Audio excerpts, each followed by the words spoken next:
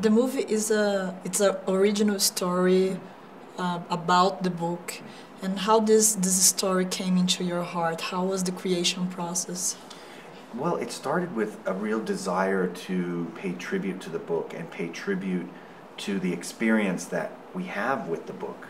I find that that's one of the amazing things about the book, 70 years after its publication, is it's people bring their lives to it, they bring themselves to it, it becomes a part of their lives.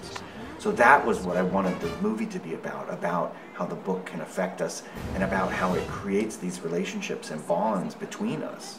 The book becomes a part of those bonds. And the little girl is inspired directly by my daughter, who, I really thought it would be amazing to let a little girl be the one who is imagining the story and taking us through the story. And it gave me a chance to create a character that was a balancing force to the little prince.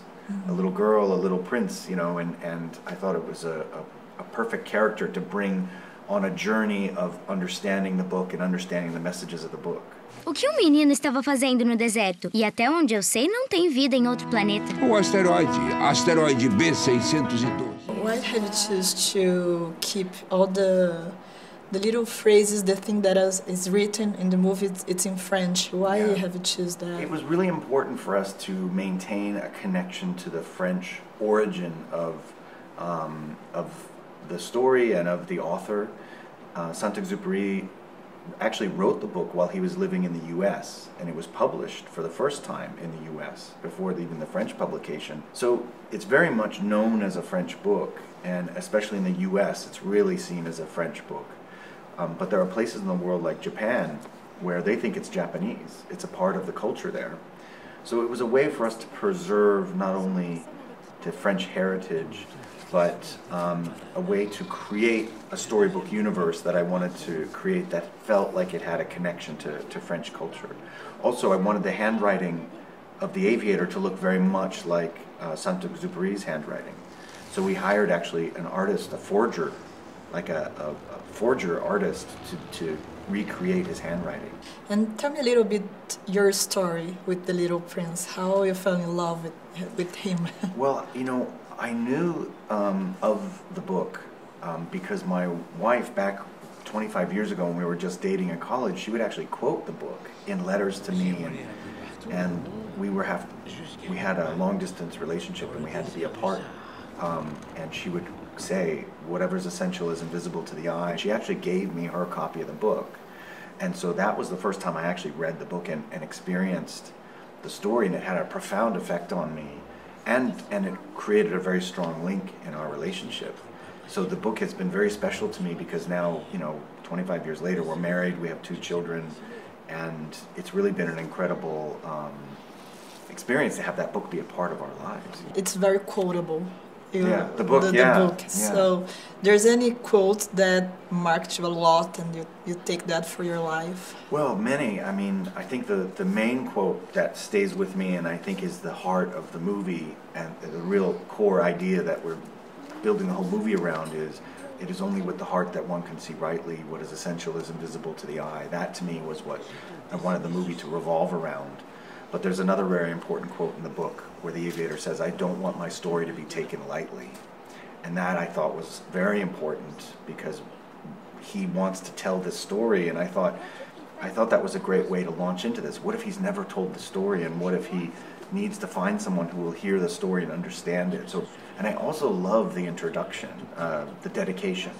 In the very beginning of the book, Saint-Exupéry dedicates it to his friend Leon Worth.